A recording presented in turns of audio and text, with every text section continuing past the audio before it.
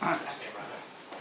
Hymn of invitation is number 222. 242.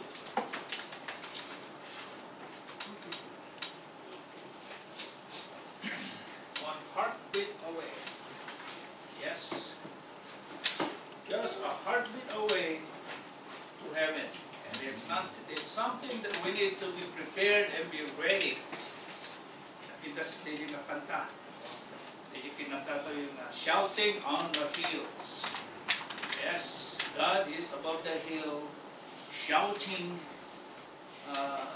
His word, His commandment unto all of us. Pupukaw na, dagiti bilbili na, hindi pagtukti, bantay. At kadatayon, dahil yan, tungkol tayo saan, hanggang makantay nga dun dahil nga ipupukaw na, datay tutek sa gaba, kamo dyan. So it's so important for us to be ready and be prepared.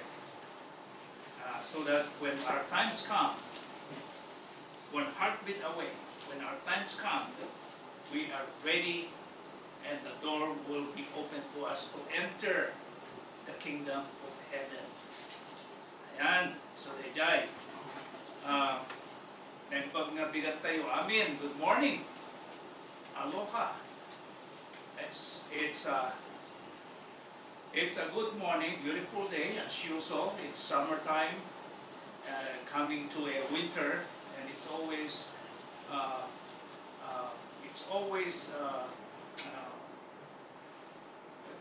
a pleasant weather that we have during summertime. Although there are times that we face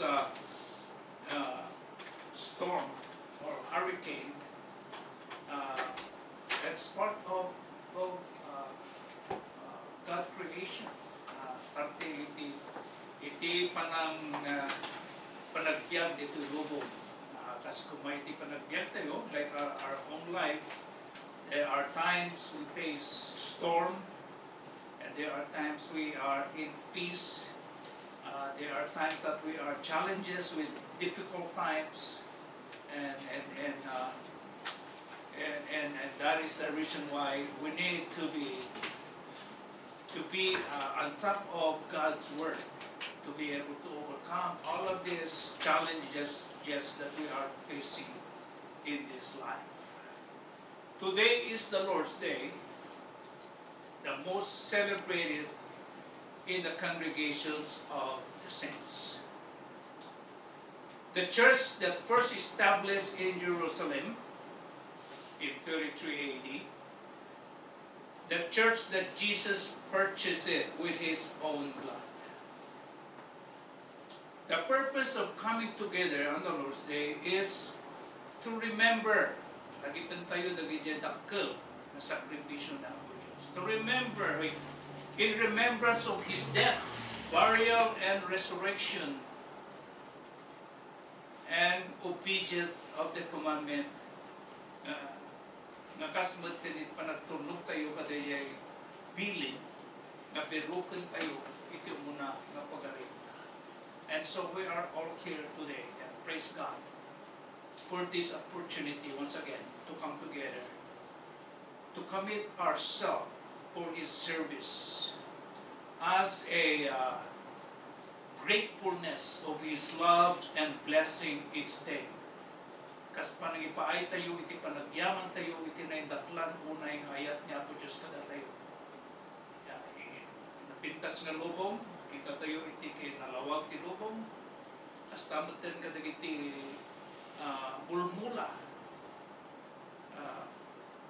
green landscape as we see around us. Although there are some areas, some part of the world that are really dry, but that is a part of being in the world that God created for all of us. As we see, as the same thing with our life, there are, kas kita di panagbiyan tayo, ada di dyan nalidem, ada dyan nalawag.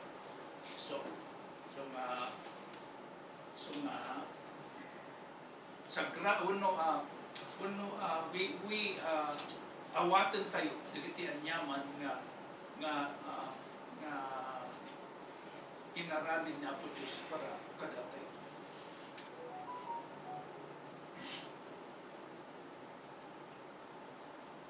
The study that I would like to speak boldly with the ability that God vested in me, doing the best of ability, the ability that God supplies. I would like to speak on the parables, the prophecy and parables. Uno DJ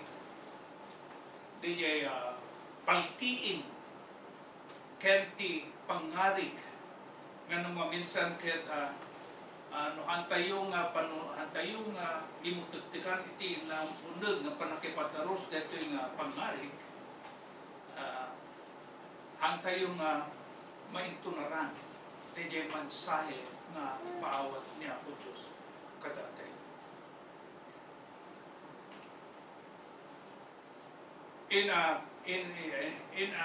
This different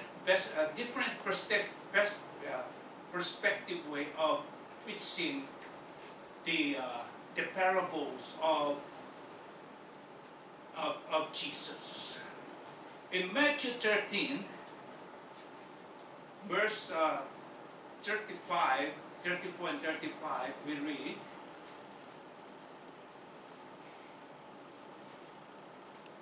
all these things, babasa tayo nga amin na ito nga sinao na po Diyos kadagiti tattao to the multitude in parables, and without a parable, he said, he did not speak to them. Ayan, without parables, ang nagsao niya po Diyos kadagiti tattao. Nagsao niya po Diyos kadagiti tattao gapo kadagiti Pangngarig. Isu dayati imutagtakan tayo, ipayan tayo ti tiyempo magbasa ang sukimat noan niya dayay kipapanan ti Pangngarig ipapaawat niya uso kadatay. Dati nga Pangngarig, these parables or this prophecy and parables, Jesus quoted it from the Old Testament in Psalm chapter 78, verse 2. Inasot niya po sus dito na susuro na ijay Salmo 78, verse 2. Nakasjay ko na nandiyan, mabasa dyan na, I will open my mouth in a parable. I will utter dark saying of old. Aksa uap babayan kadaan na pagsasaw. Kunanan dyan. It's a time consuming. Kaya tayong awatan itong isupa na kipataros na dito Pangngarig, ket ipayang tayo ti adong na check. It's a time consuming topic that requires further study, meaning with your own time and effort, you will come to know and understand the hidden treasures, di yan nakalumang na palitok. Iti kipapanan iti Pangngarig na Jesus. Behind the parables of Jesus, there are two things hidden in the sermon I would like to elaborate on this study. Prophecy and parables. Paltiing ken Pangngarig. His parable is a prophecy foretells what will come before the judgment. Amin na ito yung Pangngarig na ipagpatultuna nagitipanbanag nga masangwanan tayo. The fulfillment of how response nukasano na tilubong ket agtulnog wenno umawat kadagiti sasaw ni Apo Diyos. How the world responds to the word.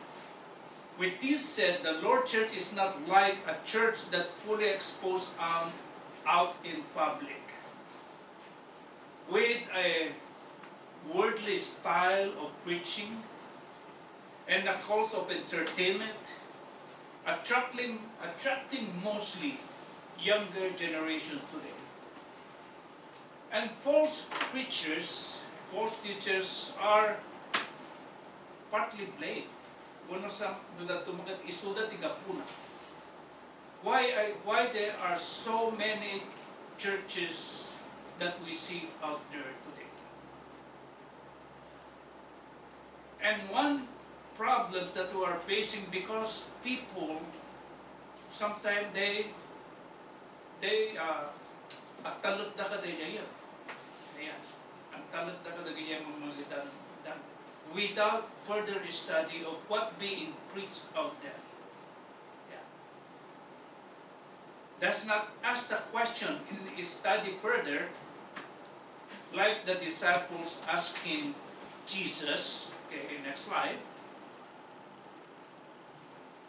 In verse 36,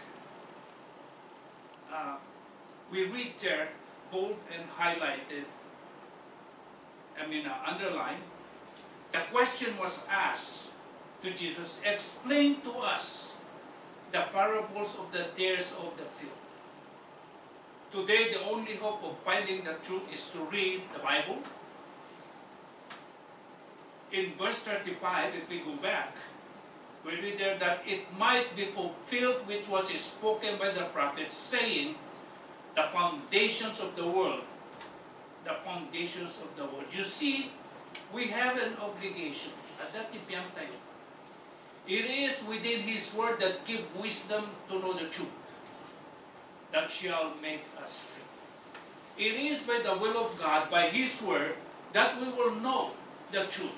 Listen to Jesus in His response to the questions.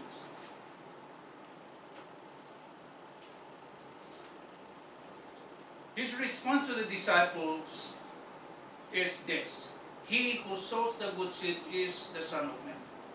Talking about Jesus preaching the gospel, the seed that He planted in the hearts of the apostles. In verse 38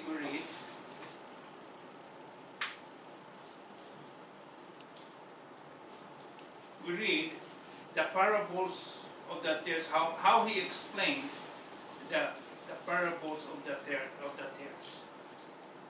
Matthew 13:38 teaches that the field is the world. Let me go to the next slide. Okay. The field is the world. The good seed are the sons of the kingdom, but the tares are the son of the wicked one. Dijay kano taltalon. Isuti niyari, dijay pangngarig na, isuti kipapanan da ito, dijay taltalon, isu ka na tinubog. Dijay kano nasayaat nga mapukal, isu dijay dagiti tattao na po Diyos iti pagarian na. Ngayon dagiti tares, wano dagiti kalkalunay, wano anyamang rurut ng tubig jay are the sons of the wicked. Dagiti anak kano, dagiti nalangkis. Matthew 13:38 teaches that the field is the world, the good seed are God's people, kuno anak na iti pagarena, and the which are the people of the evil one, okay, the devil, who are sown by Satan to disrupt God's work. Okay tayo. After trabaho, di Diablo. Magigana ka dagitoy na makikita tayo na nakatuti at tumugtubo na pagdaydayawan nga partwat dagiti tao. Kuna na dyan. Nga tapnono ma-disrupt da iti nasaya at nga aramid dagiti sa santo itulog ti iglesia at dagijay at tultunog ng miso itulog ti iglesia. The application of this verse emphasizes that both good and evil will coexist in the world until the final harvest.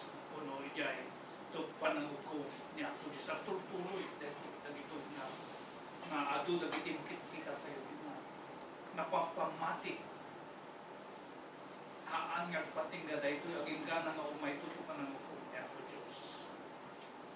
Result requiring believers to exercise patience, discernment, and steadfastness while recognizing the presence of deception and evil forces. Aren't we glad we are in the church that Jesus built? That through the church that He established, we can overcome all of this wickedness. Ito'y aramid ti Diablo nga riripuk ti ulit ti Iglesia.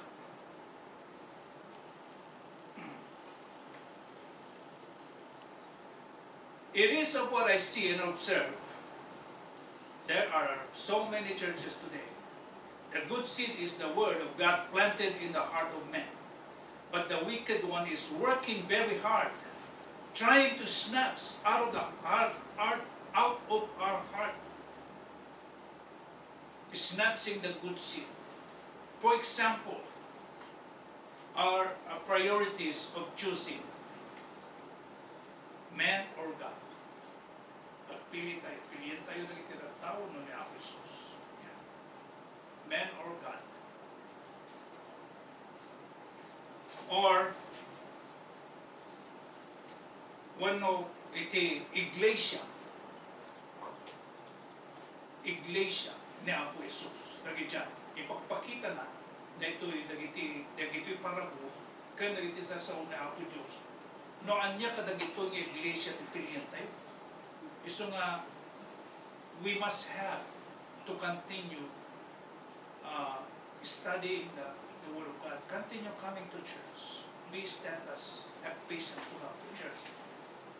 Because along the way, habang nga datay dito yung Iglesia, iti dayo kung na, ijay ti pakaamuan tayo dagiti umiso. No, sino ka dagito ng Iglesia, iti pangipayan tayo ti tiyempo ng agserbi. Ito nagti-Iglesia, iti kanayon nga panakipagpartisipar tayo ka dagiti activities iti Iglesia, dito tayo mamaamuan dagiti ubiso nga sursuro, awan sulok, awan lorang. We stand firm with the belief that when the Bible speak, we speak, and when the Bible is silent, we are silent. It's not easy to, sometimes it may be difficult to accept, but that's the only way we can do our part, growing the church, helping or doing our very best to help the church grow. Take note of this. Okay? The heart is like a field where good seed is planted, but evil desires.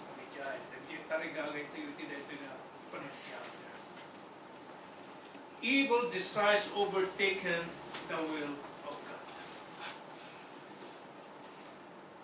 The desires to gain wealth, selfish ambitions, and pride is where the devil sees as our weakness. Dahil di makita, di Diablo nga pagkapsukan tayo.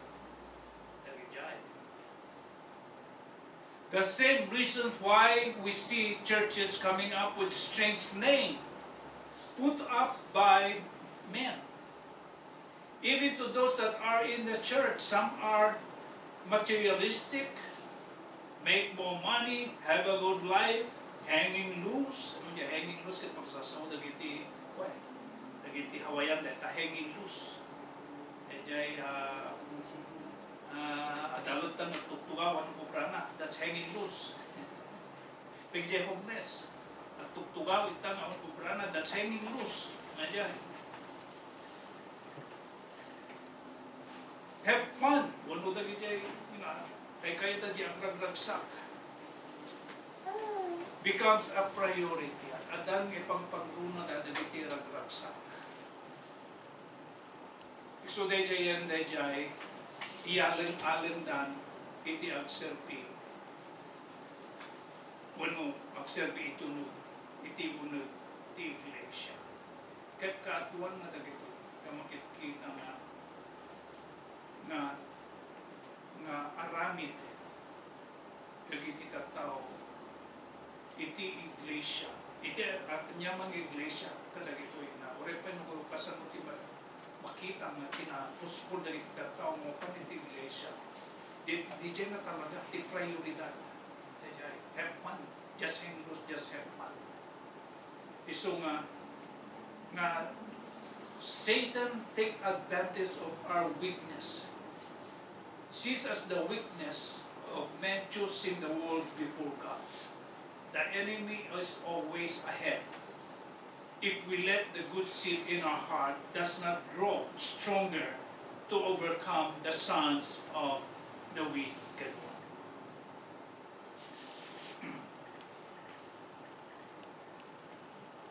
The field is the world. The good seed are the sons of the kingdom, but the tares are the sons of the wicked one. It will continue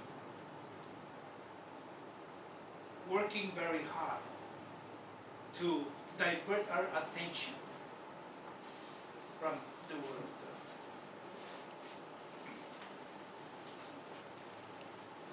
The enemy, dagiti kontra ono dagiti enemy tayo ito ka naman kabusor na gaining momentum to bring men to their damnation. Makita tayo kinupong talaga nga natuturayan tumugin at adang natuturayan isayro nga mangidaldalan ka dagiti tattao ka dagiti ng panahon at adon dahil magsursurot at nakaadon dagiti pasurot na mayaring iti pasurot ni Apo Jesus iti unod ti iglesia pinanor na iti John 8 verse 32 kunanan to Jesus said, "You shall know the truth, and the truth shall make you free." The truth is the good seed planted in the heart of man. But Satan may say, "What truth?" Anya, dahil ito tumapeno ko nga sumbat dagiti mga tao. Anya ti pudno. What is truth? Nga medyo papagiti kas na rimon. Yan pa nangisa una. The truth is the good seed planted in the heart of man. But Satan may say, "What truth?" The same way Satan deceived Eve. Malagip tayo ng kasan mga pinanlilaw ni Satanas, ni Eva, ijay Garden of Eden. Kung natin, "You shall not eat of it, nor shall you touch it, lest you die." Then the serpent said to woman, "You will not surely die." Pananglilaw day niya di Satanas kadagitita tao kadagitoy nanipod pailan iti ununan aging gana kadagito. The enemy who sought them, the enemy is gaining wisdom, I have said.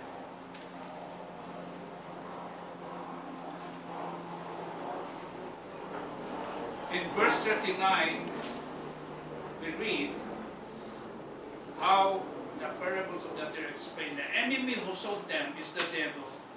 The harvest is the end of the age, and the reapers are the angels. Okay, tamlo de jay na iba na to. De jay sinaw ni Apo Jesus dito. Kanano to yung the enemy, di kabusog kanu, isulatin nagmula. Iso de jay diablo. The harvest is the end of the age. De jay panagapit. Iso to de jay iti kamaudyanan. Tinubo. And the reapers, dagiti agani, are the angels. Dagiti dagiti kano panghel. Kaya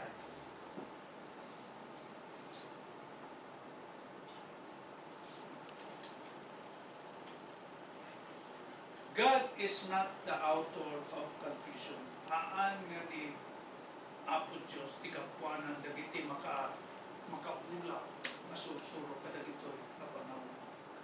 We are living in the last days, and the prophecy that comes before the judgment day is at hand. The devil is the cause of many churches. Iso ti aking dapwanan mo apay nga nakadado dagiti iglesia kadagitoy nga panahon. And his followers are those teaching false doctrines. Dagiti pasulong na katisula dagiti mga isuro iti falso na doctrine. Churches that is founded by men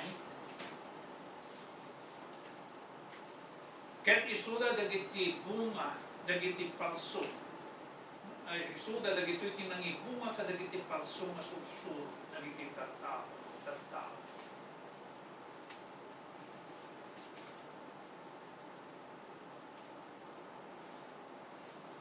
Imutik-tikan tayo diya susuro ni Apostol Pablo ijay Pilipos.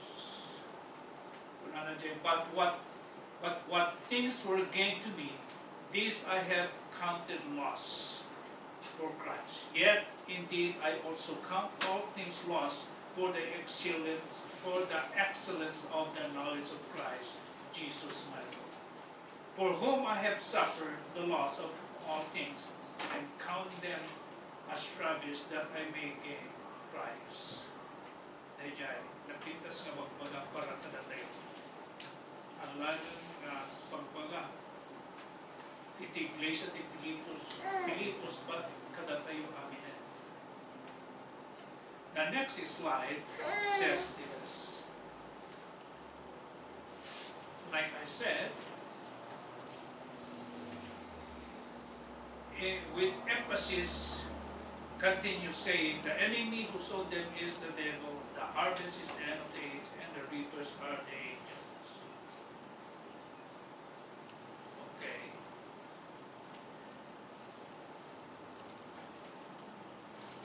Therefore, as the days are guarded and burned in a fire, so it will be at the end of the age.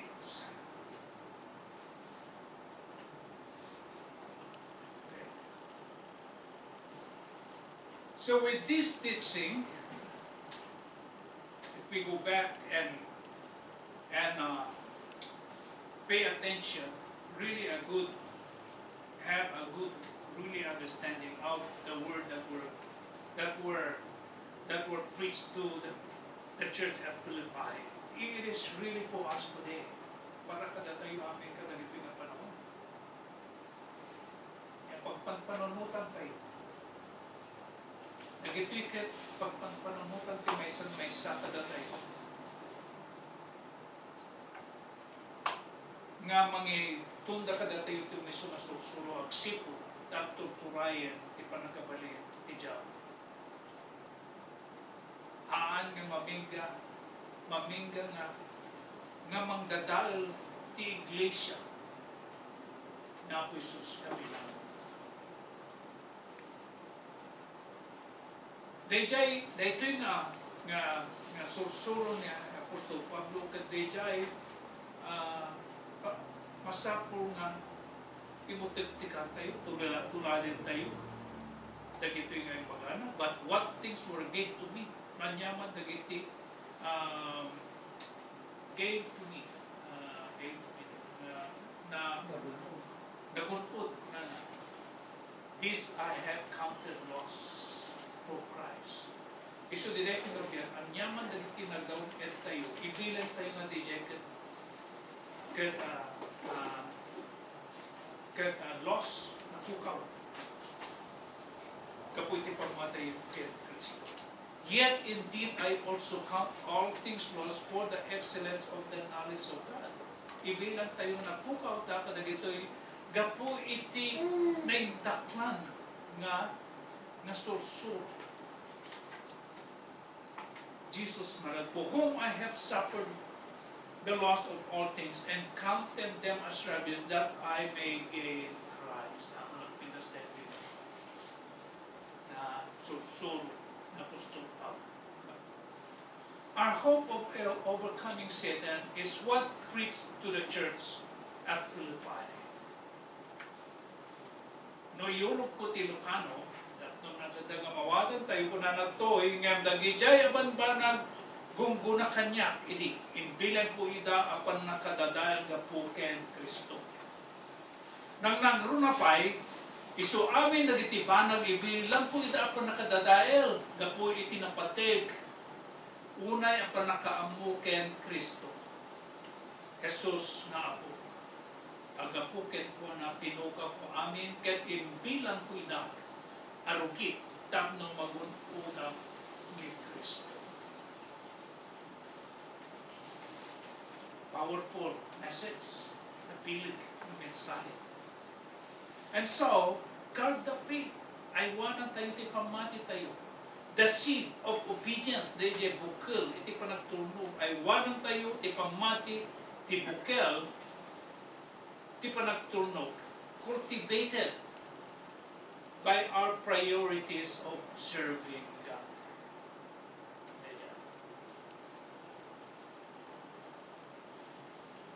The Son of Man will send out his angels, and they will gather out of his kingdom all things that offend and those who practice lawlessness.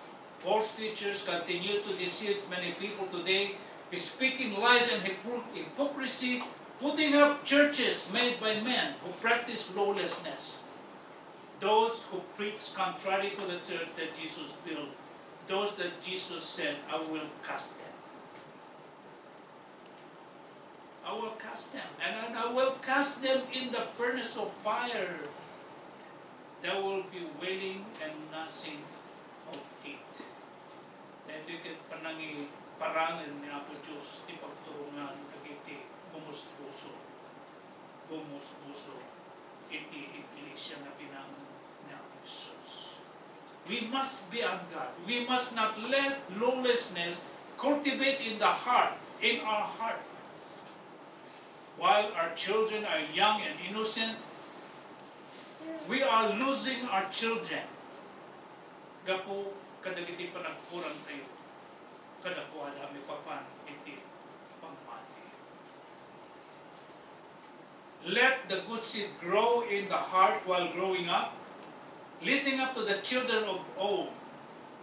Save them before they will cast into the furnace of fire. Masapol nga isalakan tayo, salwadan tayo, dagitian na tayo. No, there was a time out in Waipao that there is a man, not so far from my house. There was a man that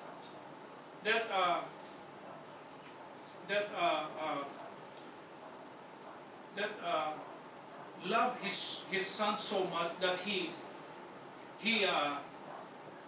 gives anything that he would ask from this man. Iti anyaman gadawatin dito nga anak nakitipaay na kadito nga anak nagapo iti panangipatig na. But over time, this son got into a bad situation. He got hooked on drugs. They died. Naapyang, nasusulo na iti nagtabako, iti may kontra. And along the way, as he get worse and worse and worse and worse, his father could not afford to support his addiction no more. And you know what happened? He took away his father's life. See, these are the things that we need to be careful. These are the things why we need to teach our children the Word of God, so that when they grow older, they will not depart from it. Train up a child in the way he should go, and when he is old, he will not depart from it. Okay, the Word of God is the rod that discipline our children. Ayan. The good seed that must cultivate in their young mind, innocent mind. We must be on God. We must not let lawlessness cultivate while they are growing. We are losing our children in the church, neglecting the good seed grow in their heart while growing up. Listen to the teaching of old. In Proverbs 13 verse 24 we read, he who spares his rod hate his son. Ayan. Ayan ko ano, antayo nga, napaputin ko na ito. You know, when I was growing up in the Philippines, somehow I was naughty and I always get mababot. Nain ko mababot ang hindi because I'm hard-headed while I was growing up. You know. And back in the days, it was okay to do that because it's not like today that you know you can get in trouble when you discipline your child by whipping a rod. But how do we train them the way that we read here? It's not a rod, but the rod is the Word of God. Isuday niya, dagiti sa aso niya ako Diyos, isuday niya ti pangbawot tayo kadakwada. Ganito tayo. Isu nga, ang nga dahi pagayatan da, ti masulod na dahi pagayatan ni ako Diyos. We must have to be ahead of the devil before we lost our children. Proverbs 13:24 states that the one who withholds their rod, symbolizing disciplinary correction, hates their son, while the one who loves him disciplines him diligently. Next slide. Proverbs 23:13 verse 14, we read there, do not withhold correction from a child, for if you beat him with a rod, he will not die. You shall beat him with a rod and deliver his soul from hell. Yay. No, ngunit, tigit sa asawa niya po, Diyos, na may papanpan ng isuro iti ang naktay. Proverbs 13:14 advises not to withhold discipline, stating that striking a child with a rod will save the soul from Sheol. So they pagtutuukan, emphasizing the importance of timely correction. So bay antayo ida at panoy antayo ida tunod din makalgan ang datay ito nga ipang Pangngarig. So gapuna wal nga uping na pay isuro tayo idan iti nasayaan. Itugot tayo idan mapanday makilino. Iso daya iti sumpat daya kunana daya nga do not withhold correction from a child. It's the way we train and we correct our children when they make mistake. Next slide. Time is nabayan pa sila. Okay. Proverbs 29:15 we read, the rod and rebuke give wisdom, but a child left to himself brings shame to a mother. Nagipin tayo ng illustration. You know, I would like to mention this. Proverbs 29:15 connects discipline and reprimand with wisdom, contrasting it with the disgrace an undisciplined child can bring to their mother. Okay, remember, recent incident. Remember recent shooting of Charlie Kirk. A father that turned in the shooter, his very own son. Imagine. Yung iturn-in mo diyan mismo nga anak mo nung nagpaso. Ayun. Gapulaan iti pa nang ibabain na kadakwada, in-turn-in na ti anak na. Diya ka dakkel nga po diba nga example diba nga haan na nga impalubos nga at nga baso dahil pinanak na iso na nga mismo tinagitan in. So gapo na nga, therefore watch, stand fast in the faith and be strong. You must teach your children while they are young, plant the good seed while they are still young and innocent. If not, next slide. If not, okay, I think that's not the message. If not, they will be cast into the furnace of fire. They will be willing and gnashing of teeth. Then baglaan mo, isudalain ti may pantiglay pagtutukan. Nga, tayo mo't ginaramit, nagiti pagribingan tayo kagkuha na. May satay, baka may satay yung tubat nga may pisok ijay pagtutukan. This and my lesson, the lesson is yours. Sabay ko mata na bito'y dakkel nga pagpanunutan tayo habang nagserserbi tayo kanya ako Diyos. Sabay ko mata makaito iti adal nga masapol na ipangpangro na tayo.